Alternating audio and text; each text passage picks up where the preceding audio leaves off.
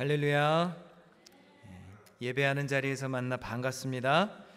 단기 선교를 잘 마치고 돌아왔습니다. 8명의 단원 모두 큰 어려움 없이 안전하게 잘 복귀했습니다. 올해 2월 11일이었습니다. 교회 창립 26주년 기념주일에 우리 교회 이전 계획을 발표하면서 2024년을 교회 이전의 해다라고 선언을 했습니다. 그리고 그날 설교 중에 어쩌면 좀 황당할지 모르는 계획을 말씀드렸습니다. 우리 교회 이사하는 일을 챙기기 전에 모잠비크에 교회 건축하기로 한 것을 먼저 챙기겠다고 말씀드렸습니다. 우리 교회가 이사가는 것도 물론 시급하지만 하나님의 말씀에 기초하여 주님의 마음을 품고 선교지와 이웃을 먼저 생각하자고 했습니다. 그렇게 창립 26주년을 기념하며 아프리카에 교회를 세우자고 했고 모든 성도가 형편껏 동참했습니다. 약 5개월 만에 부지 구입과 건축에 필요한 목표 기금 총 3만 불을 모았고 지난 주일에 가서 봉헌식을 했습니다. 할렐루야. 참 멋있는 교회죠. 여러분이 다니는 교회예요. 일이 되는 교회죠. 은혜가 있는 교회입니다. 그동안 모잠비크를 위해서 선교원금을 해주시고 단기 선교팀의 사역을 위해서 또 찬조해 주시고 위하여서 늘 생각하며 기도해 주신 여러분 모두에게 진심으로 감사드립니다. 우리 모든 영광을 하나님께 돌리며 우리 크게 박수하겠습니다. 감사합니다. 여러분의 가정과 일터가 잘 되시기를 축원합니다. 잘 되어서 하나님께 풍성히 드리고 이웃들과 선교지를 위해서 넉넉히 나누고 여러분 자신들도 윤택한 삶의 주인공이 되시기를 축원합니다. 저는 이번 여름의 마지막 일정을 소화하러 내일 또 비행기에 오릅니다. 한국에서 1년 전부터 강사로 초대받은 집회가 있어서 강원도 평창에 가서 말씀을 전합니다. 그리고 간 김에 기둥교회와 이번에 선교여행에 함께했던 미라클 기둥교회에서도 주일 예배 말씀을 전하고 저는 8월 28일 수요일에 가족들과 함께 돌아옵니다. 하루 이틀 정도밖에 이렇게 쉴 날이 없는 것 같은데요. 제가 이번 여름에 남아공에 갔다 온 집회, 모잠비크 단기 선교 갔다 온 거, 또 한국에 갔다 올 이 비행 일정 마일을 다 한번 합쳐봤어요. 도대체 얼마나 내가 날아다니는가 이번 여름에. 그랬더니 한 지구를 2바퀴 정도 도는 마일을 돌았더라고요. 이번 여름 계획을 대부분 작년에 세웠는데 그때는 제가 아픈 거를 모를 때라 팔팔할 줄 알고 이렇게 무리한 일정을 짰습니다. 2번 이렇게 했다가는 그나마 겨우 뛰는 심장도 망가질 것 같아요. 그래서 이거 내년에는 좀 잘 조절해야 되겠다는 생각이 들고 마지막 남은 일정까지 잘 소화하도록 여러분 위하여 기도해 주시기를 바랍니다. 우리 마태복음에 있는 마지막 부분을 같이 한번 읽어보실 텐데요. 우리 화면 보시고 함께 읽습니다. 시작. 너희는 가서 모든 민족을 제자로 삼아 내가 너희에게 분부한 모든 것을 가르쳐 지키게 하라. 아멘. 선교는 선교사님들만 하는 게 아닙니다. 우리 모두가 각자의 삶의 현장으로 파송된 복음 전파자들입니다. 여러분은 가정과 교회와 일터와 학교 등에서 예수님을 전해야 할 사명이 있는 선교사들과 같습니다. 내 가족들이, 교우들이, 직장 동료들이, 또 학교 친구들이 내가 사는 모습을 보고 하나님을 경험해야 하고 예수 그리스도의 향기를 느껴야 합니다. 그래서 어디를 가든지 여러분 본이 되는 삶을 사셔야 합니다. 이번 단기 선교는 특별히 멀리 있는 나라까지 가서 복음을 전하고 교회를 세우는 프로젝트였습니다. 우리가 한 일은 비록 미약하지만 그저 할 수 있는 일, 복음의 씨를 뿌리고 온 것입니다.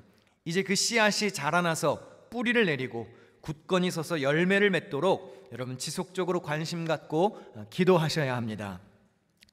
오늘 본문 에베소서는 사도 바울이 교회에 관해서 그리고 교회와 예수님의 관계에 관해 전하는 교리서 같은 책입니다. 에베소 교회는 사도 바울이 직접 설립한 교회고 직접 자신이 몸소 목회했던 교회입니다. 그만큼 바울이 애착을 가진 교회였지만 온갖 우상이 판치는 도시에 있었기에 교회를 위협하는 요소도 많이 있었습니다. 그래서 바울은 에베소 교인들이 무엇을 하든지 주 안에서 행해야 함을 강조했습니다. 에베소서에 보면 주 안에서라는 표현이 35번이나 등장합니다. 이것을 보면 바울이 얼마나 그리스도 중심의 삶을 중요시 여겼는지를 알 수 있습니다.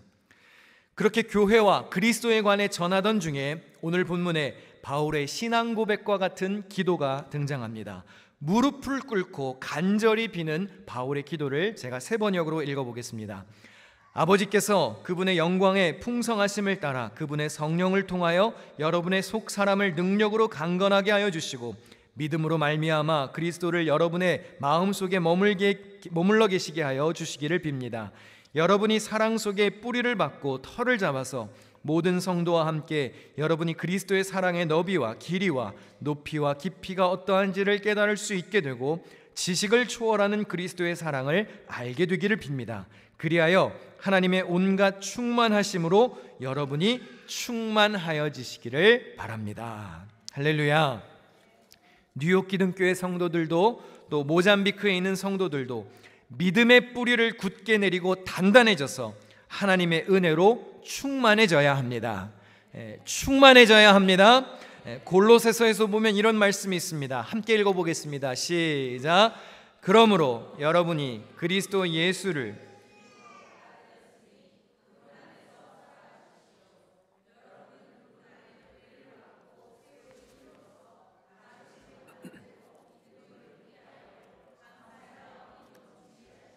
아멘. 예수님을 구세주로 영접했다면 주님의 말씀 안에 행해야 합니다. 그리고 뿌리를 내리고 믿음이 굳게 세워져야 합니다. 그렇게 굳게 세워진 성도들의 삶에는 감사가 넘친다고 했습니다. 여러분, 믿음이 굳게 세워진 자의 열매는 감사입니다. 누가 믿음이 좋은지 믿음이 좋지 않은지 어떻게 알 수 있을까요? 그의 삶에 감사가 얼마나 많이 있는지를 보면 알 수 있습니다.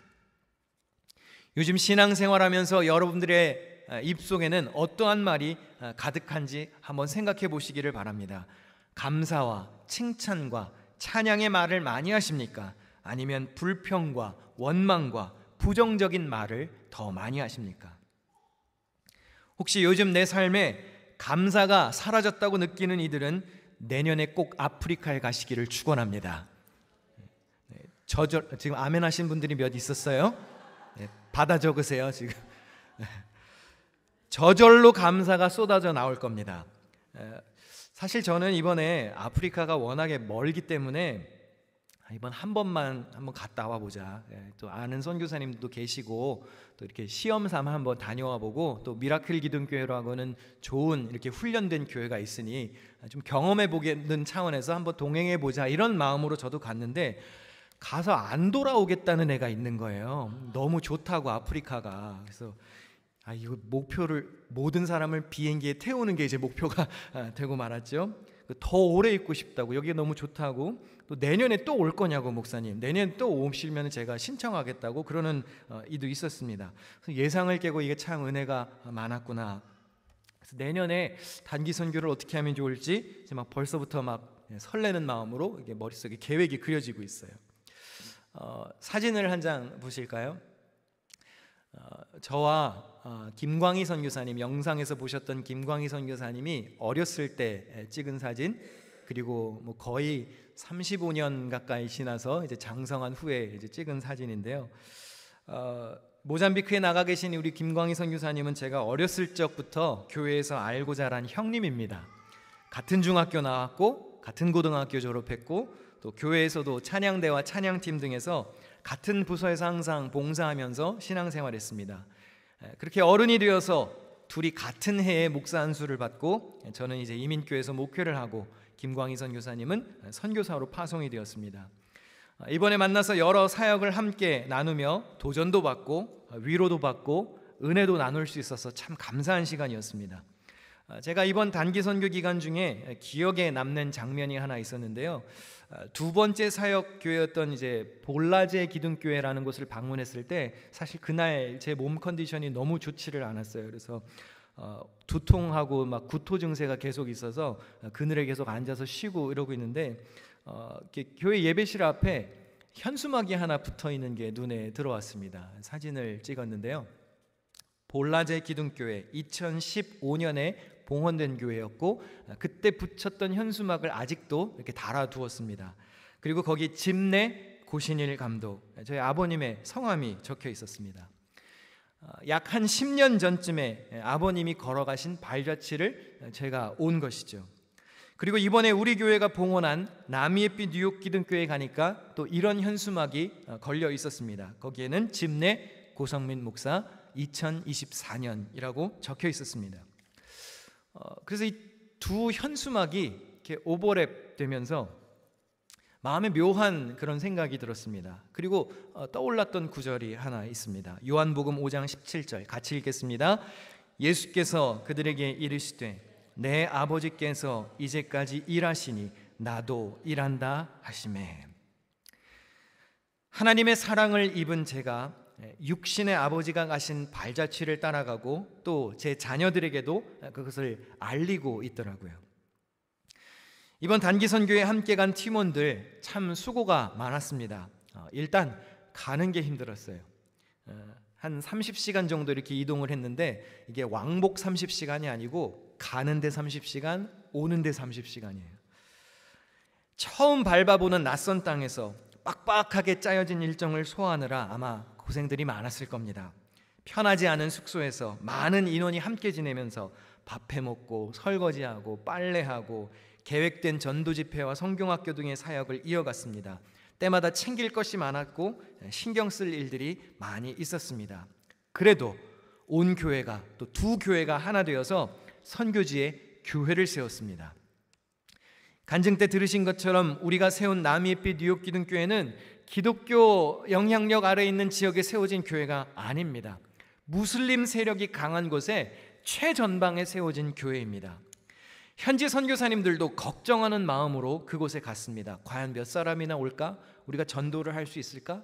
그런데 히잡을 쓰고 교회에 온 아이들도 있었고요. 모두의 걱정을 깨고 많은 사람들이 정말 안전사고를 염려해야 할 만큼 많은 사람들이 모였습니다. 교회 들어가기 위해서 줄을 서고 또 못 들어가서 나중에는 저도 못 들어갔어요. 그래서 저도 밖에서 이렇게 서성대다가 나중에 겨우 들어갔는데 밖에 제가 있으면서 사진을 몇 장 찍었습니다. 애들이 못 들어갔는데 궁금한 거예요. 뭘 나눠주나, 무슨 얘기를 하나. 창문에 매달려가지고 저 무슨 얘기하나, 이렇게 어른들까지도 궁금하니까. 여러분, 이 시대에 우리가 줄 서서 교회에 들어가는 모습을 언제 볼 수 있을까요? 창문에 매달려서 무슨 얘기를 하나, 복음이 궁금하고 저 외국인들이 궁금한 그런 모습, 우리가 언제 볼 수 있을까요? 여러분, 구름대와 같은 성도들이 모여드는 장면을 미국 땅에서 보신 적이 있으십니까? 한국도 그렇고 미국도 그렇고 교회가 쇠퇴한다고 말합니다. 교인들이 줄어듭니다. 그런데 아프리카는 기독교의 인구가 늘어나고 있어요. 물론 이들의 신앙과 의식 수준은 아직 미약합니다. 날것의 모습이고 이해도 부족하지요. 이들이 복음을 잘 알아듣고 믿음의 뿌리를 내리고 굳게 세워지기까지는 시간이 필요합니다. 가난한 시골에 교회와 한국 사람을 처음 본 아이들이 그냥 우리가 나눠주는 그 풍선 하나가 신기해서 그걸 받고 싶어서 막 서로 밀치고 둘러싸고 서로 싸우고, 나중에는 우리 차에 실린 가방에 뭐가 더 들었을까, 그거 좀 내놓고 가라, 막 돌을 던지고 막 그런 아이들의 모습을 보면서 지금은 부족하지만 이제 교회가 세워졌으니 말씀으로 잘 훈련되고 성장하여 이제 이들이 예수로 풍성한 인생들로 변화되기를 기도하는 마음으로 돌아섰습니다. 이런 선교사님들의 귀한 사역, 여러분 현장에 가보지 않으면 사실 모릅니다. 아무리 이렇게 사진과 영상을 보여드리면서 설명을 해도, 참고로 이렇게 영상 만들어주신 권유한 목사님 감사합니다. 오자마자 영상을 막 대량으로 넘겼는데 어제 하루 종일 컴퓨터의 앞에서 이렇게 영상을 만들어주셨어요. 근데 아무리 이렇게 보여주고 설명해봐도 여러분 직접 가보지 않으면 이렇게 피부로 느끼기가 어렵습니다. 여러분, 살아있을 때, 건강 있을 때, 아직 다니실 수 있을 때 선교지에 꼭 한번 가보실 수 있기를 바랍니다. 어디 맨날 휴양지만 놀러 가지 마시고, 그것도 귀하지만 여러분 건강할 때 선교지를 꼭 가보십시오. 장로님, 권사님들 꼭 가보시기를 바랍니다. 그리고 내년에는 우리 교회 청년들을 좀 다 끌고 갔으면 좋겠어요. 얘네들을 데려가야 이것들이 감사한 거를 알 수 있을 것 같아요. 불평불만이 사라지고 매주 그냥 할렐루야 하면서 예배드리고 그럴 테지, 가봐야 돼. 이런 거 없이도 얼마나 감동스러운 찬양과 예배를 드릴 수 있는데요. 마이크 없이 그냥 생목으로 설교를 하는데도 그냥 은혜가 되는 거예요. 춤을 추고 목소리로 노래하고 그냥 박수 치면서 찬양하는 게 참 은혜가 되었습니다. 복음으로 가득한 사람의 열매는 감사입니다. 감사. 여러분, 감사한 성도들이 되셔야 합니다. 이번에 함께 간 미라클 기둥교회 청년들에게 사실은 저희가 많은 신세를 졌습니다. 우리 교회 선교 팀원들을 참 많이 챙겨주었고요, 굳은 일도 묵묵히 도맡아서 해주었습니다. 그래서 후에 우리가 또 단기 선교를 가게 될 때는 우리가 더 많이 훈련하고 가야겠구나라는 다짐을 했습니다. 기도하는 훈련, 배려하는 훈련, 동참하는 훈련, 언어 훈련, 또 단체 생활의 매너, 또 그런 체력 훈련까지 더 철저히 준비해서 무장시켜야겠다는 다짐이 들었습니다. 한번 여쭙고 싶습니다. 여러분, 예수 믿으신 지 얼마나 되셨습니까? 오늘 본문 말씀처럼 여러분이 적을 두고 신앙생활하는 교회에 여러분은 얼마나 믿음의 뿌리를 든든히 내리셨습니까? 터가 굳어져서 믿음이 잘 세워지셨나요? 그리스도의 사랑을 충분히 깨달아 알고 하나님의 충만하신 것으로 여러분의 내면도 오늘 설교의 제목처럼 충만하게 채워져 있으십니까? 여러분의 삶에는 감사가 넘치십니까? 혹시 아직도 내 마음 한쪽 구석조차 지키지 못하는 그런 부끄러운 죄인의 모습은 아니신지요? 우리 마지막으로 바울이 빌립보 교회 성도들을 향해서 했던 기도를 같이 읽어보실 텐데요, 우리 빌립보서 1장 9절에서 11절 말씀 읽는 동안 우리 찬양 준비해 주시면 좋겠습니다. 우리 함께 한 목소리로 읽겠습니다. 시작. 내가 기도하는 것은 여러분의 사랑, 지식과 모든 통찰력으로 더욱더 풍성하게 되어서 여러분이 가장 좋은 것이 무엇인가를 분별할 줄 알게 되는 것입니다.